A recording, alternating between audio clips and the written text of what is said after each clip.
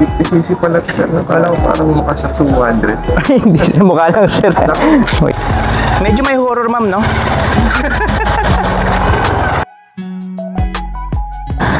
What's up best friends? Welcome back sa ating YouTube channel. Ngayong araw, as usual, nasa kalsada pa rin tayo. At ngayon, nagbiyahe ako sa Backride, Palawan. Itong video na to ay update sa inyo at shoutout na rin sa ating mga best friend na patuloy na sumusuporta sa ating munting vlog. Pero yung shoutout na yan ay mamaya kasi pagka-online ko dito sa Backride, Palawan, meron na tayong book. Ang plano ko sana habang nag-aantay ng pasahero, ililista ko yung mga isa-shoutout ko kasi marami-rami na yata. Mula nung nagsimula akong mag-vlog, mag-upload sa YouTube, isang beses pa lang yata ako nakakapag-shoutout at ang na-shoutout ko pa lang ay yung brother ko. At ngayon nga, magsusundo ako ng passenger natin. Nasa 4 na kilometro yung layo natin sa kanya. Meron nga 3 video yata na nagawa ko na kaso hindi ko pa na-edit. Ano yung nagawa tapos hindi pa na-edit? Mamaya ikukwento ko sa inyo. Sunduin muna natin tong pasahero natin. Grabe, dulas.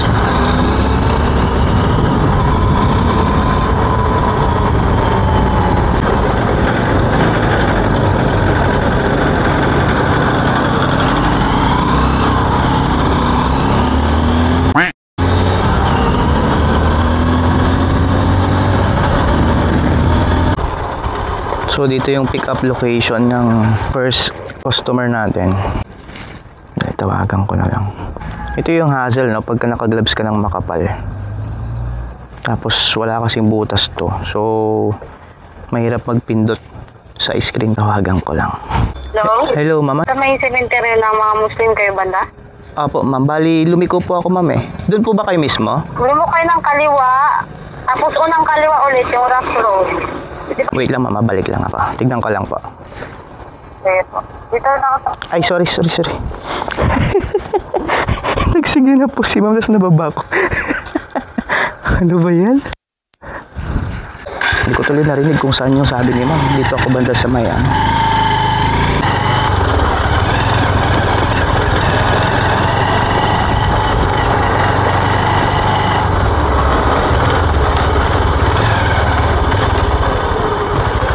Sige lang, ma'am. So, dito na. Ayun, good morning po. Pasayo na lang, ma'am. Sige lang, ma'am. May daanan ba dito, ma'am? Okay. Okay na po. Mas maganda ba, ma'am, pag dito tayo sa loob dumaan? Ito na lang, hindi mainit.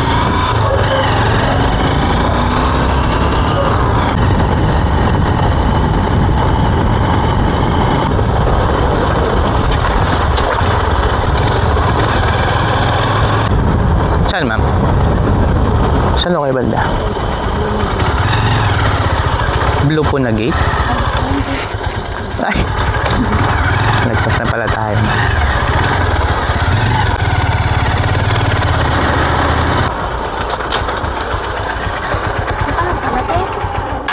Hawak ka lang, ma'am, ha?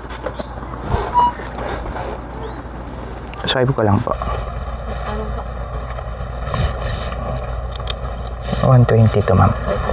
Ay. Wait lang. Ayun, change niyo, ma'am. Okay na? Ay, thank you po.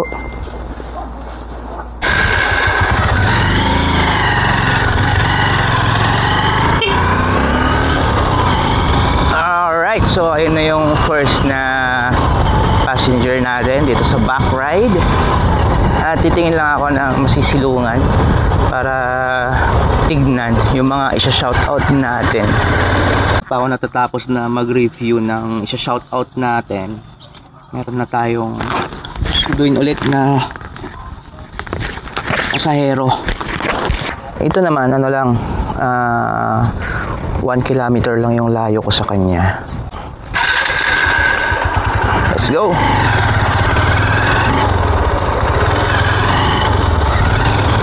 Mamadali ba kayo, ma'am? Okay. Dadaan po tayo sa Encantadia. Encantadia, ma'am. Nagbibiro lang po. Mapuno kasi dito eh, rough road pa. Opo. Ay, nakakadadaan na pala kayo dito, ma'am. Hawak lang kayo, ma'am. Medyo malalim po kasi ito eh. Kakahugas ko lang ng gulong ko eh. Medyo may horror, ma'am, no? Buti, ma'am, nung dumaan ka dito, hindi yung mababalang sakyan mo. Tag-init. Saan kayo banda, ma'am? Wait lang, mama. Iyan ako lang.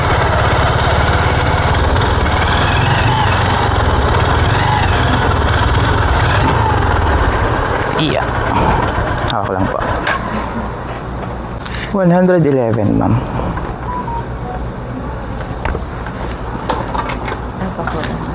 Ay, thank you, mama. Ingat po kayo. Alright, so naihatid na natin yung pangalawang pasahero natin. Grabe, no? Kakalinis ko lang kanina ng rims and tires natin bago ako lumabas. Kaso, ganun talaga eh. Pang rough road daw kasi yung sasakyan natin, yung motor natin, kaya pinadaan tayo doon sa maputik na malalim ang tubig.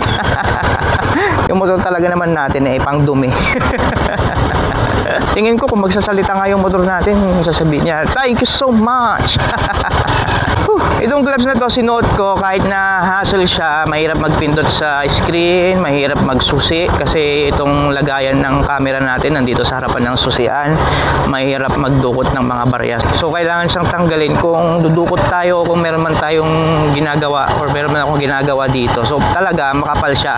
Kaso sinuot ko siya kasi nasa 2 weeks na yata akong diretso na nagra-ride. Hindi man siya whole day, pero half day ganyan, mga 4 hours, 5 hours, mga ganyan. At napansin ko itong sa kamay ko eh nangingitim na. Kahit na medyo may pagka-hassle siya, tapos city driving lang tayo, eh okay na, at least meron tayong protection sa araw.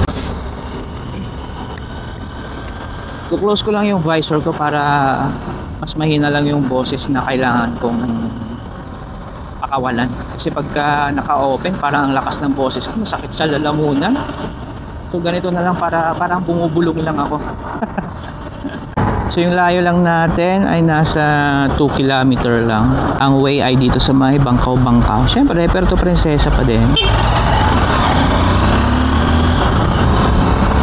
Tapos ang bilis na na-consume yung memory ng camera natin. Parang 1 oras kasi yun, ubos na kaagad. So nag-delete ako ng mga previous videos. Hindi ko alam kung ano yung na-delete ko. Basta nakita ko pinakamahaba, yun na yung binura ko. Ay, oo nga, no. Naku, baka yung video ko yung nakaraan, yung sabi ko sa inyo na 3 video na hindi ko pa na i-edit. Naku po. Sige, hayaan nyo na. Gawa na lang tayo ng panibago. Pag may hatid ko yung passenger natin na pangatlo, kailangan ko lang magpagas. Kasi nagpagas ako kahapon ng 100, tapos nireset ko yung trip meter. So naging 0-0 siya. Yung tinakbo natin sa ngayon eh nasa 27 na. So pag nahatid ko to, siguro aabot na to ng 30 plus.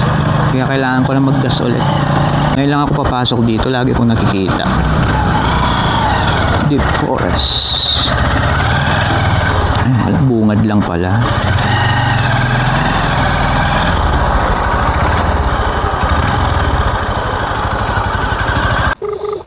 Hello. Hello sir, good morning. Nasa pick-up location na po ako. Ay, sige po. Okay po. Ito lang ako, sir, sa likod ko, sir. Wait lang sir. Hello sir, good morning po. Meron pong visor yan sir kung sakaling nasisilaw kayo sa araw. Sige sir. Left side po yung ano. Okay na pa? Okay.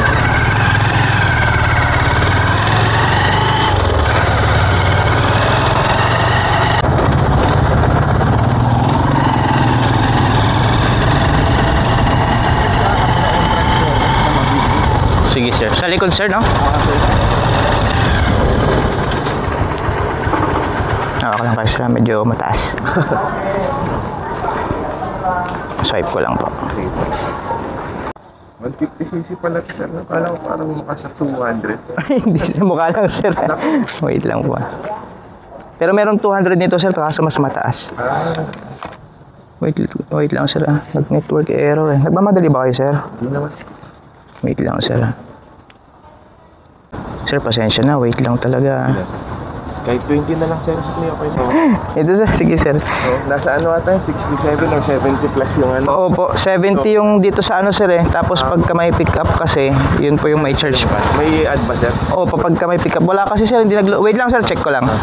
Pero hindi ka sir, baka kulang sa'yo ah. Hindi sir, okay lang naman kung magkulang. Pero ito sir, yung sa inyo kasi pagka... Okay lang sir. Pero may baril lang din ako.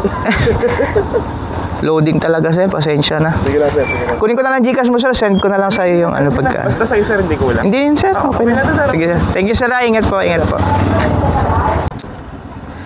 Ay nako, loading yung app natin. Ganito kasi pagka mahina yung signal, ito yung nagiging problem. Kahit naman saan, di ba? Pag mahina yung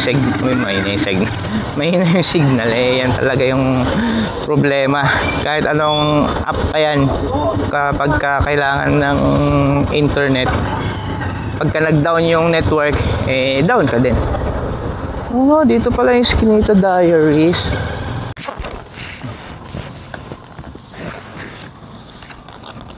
Alright, so eto na, meron na tayong pang-apat na booking. Less than 1 kilometer ang layo niya lang sa atin. At let's go. Habang nasa biyahe tayo, ito na yung mga isa-shoutout natin. Bali 9 minutes na lang kasing nalalabi dito sa camera natin. Na-consume niya na yung 1 hour and 30 minutes mahigit yata. So ayan, shoutout kay Sir Yolo Gelen. Maraming salamat po sa pagsuporta sa ating munting vlog. Kay Jay Beats Me. Jay Beats Me. Hindi ko alam kung paano yan pero shoutout sir from Bohol. Tapos kay Sir Atlasco. Tapos Living Scriptures. Hindi ko alam kung taga Palawan si sir, pero nalala ko one time tinatanong niya kung saan tayo dito sa Palawan. Shoutout sa iyo sir. At kay Sir FPI 23. Maraming salamat si sir. Ano yan? Masipag yan magbigay ng inputs niya. At kung hindi ako nagkakamali, 2 years na yata si sir dito sa ating YouTube channel. Maraming salamat po sa pagsama lagi. At kay Sir Mitchell Ramos. At syempre pa kay Sir Roy Garcia from Dipolog City. Maraming salamat po sa pagsubaybay at sa pagsuporta. At syempre shoutout na rin sa lahat ng Backride Palawan Riders. Ride safe mga paps. Medyo maambon na. At eto na nga, on the way tayo para sa pang-apat na pasahero natin. Sabi kasi sa harap ng Unitop. Doon pala sa tapat nga, kabilang side.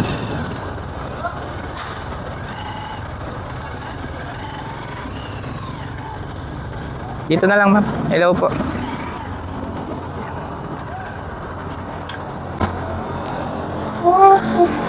Hey ma'am. Sige ma'am, sakay lang po.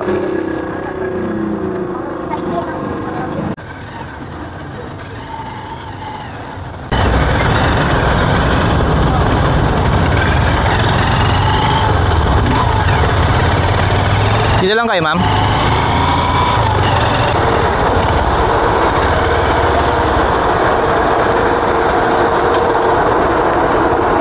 Hawak lang kayo. 29 lang po. Wait lang po. Wait lang, mama. Ingat po, thank you po. Okay, so tulad nga nung sabi ko, i-update ko kayo. So ayun nga nagpalit lang ako ng baterya. So nakapagpalit na nga ako nung cylinder gasket dati, yung cover pinalitan ko yung stock ng replacement na nabili ko lang ng 75 pesos. Kaso wala pang 5 araw yata yun, nagkaroon na ng leakage. Tapos mga ilang araw pa nakalipas, grabing OA na yung tagas ng langis ulit, kaya bumili ako ng genuine. Yung genuine part na gasket, nabili ko lang ng 225 yata. May video tayo nun, tignan ko na lang kung may upload ko. Ngayon, ang naging problem ko naman, noong nagtanggal ako ng cover, tapos nung ibabalik ko na, tinignan ko yung bolt natin na dalawa. Yung isa, parang meron siyang kinain na parte nung cylinder natin, yung sa may cam tray. Grabe, sobrang ingat ko na magpaluwag, magpahigpit dyan, na halos hindi ko talaga inihigpitan. Dahil sa sobrang lambot siguro talaga nung cam tray natin. Ayun, meron siyang nginat-ngat at maluwag na siya. Ang problema ko ngayon, baka sa hindi katagalan magkaroon ulit ng leakage yung sa may cover natin. Baka kailangan natin mag-oversize ng tornilyo or magpalit ng cam tray. Pero pag nagpalit ng cam tray, medyo may kamahalan. Meron akong nakikita na isa pang remedyo. Pagka nagawa ko na yon, i-share ko sa inyo para meron tayong reference na pwedeng gamitin yon. At isa pang update dito sa motor, pinalitan ko yung cable ng throttle cable natin. Binalik ko yung stock lang na throttle cable. Kasi di ba nang nagpalit ako ng quick throttle, pinalitan ko rin yung cable, yung mahaba.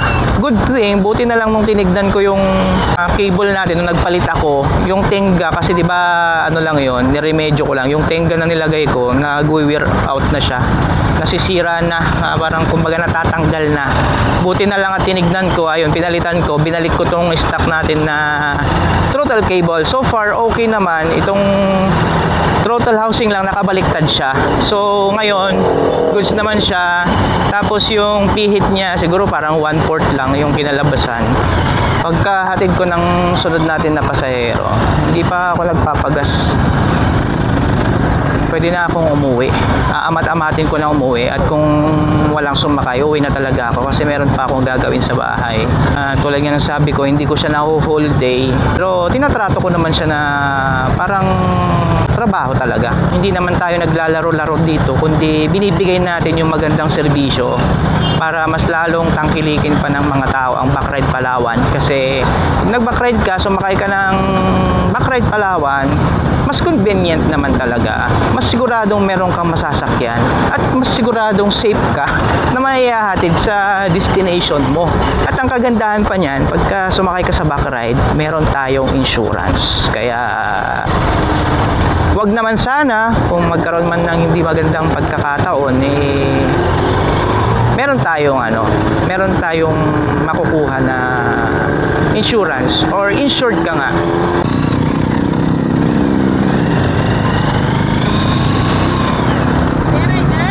Aba, sa Backride. Sige ma'am, pasoy na lang po. Hawak lang kayo mama. Mukha lang yan ma'am.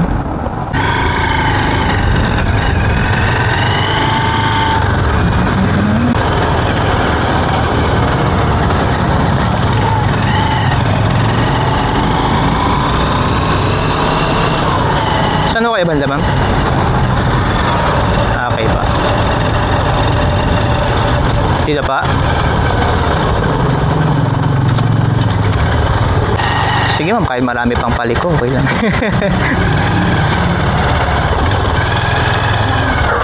Hindi na tayo kakanan ma'am. Hawak lang mama, medyo mataas. Okay po, sige po. Thank you po. Okay, so ayun na, nahatid na natin yung pang-5 passenger natin for today's video. At pwede na tayong umuwi. Nakalima na tayo, pwede na umuwi. Kasi meron pa akong gagawin. At pag nakalimang biyahe ka kasi, dito kayo Backride Palawan, pagka driver ka, meron siyang reward na binibigay. So ayun, pagka nakalima na, merong points na binibigay, which is pagka naabot mo yung minimum na points, pwede siyang i-convert into wallet. Anyari po sa inyo. Okay lang kayo sir? Ayun, pagka na-convert na siya sa wallet, pwedeng gamitin yon na pang ride para magamit ang app ni Backride Palawan at makapaghatid tayo ng magandang serbisyo. So ayun lang mga best friend, so far okay naman na. So ayun, nakapagpalit na tayo ng throttle cable, palit ng genuine na cylinder gasket or cover gasket. Wala na, yun lang. So uwi na ako at see you in the next video. Bye bye.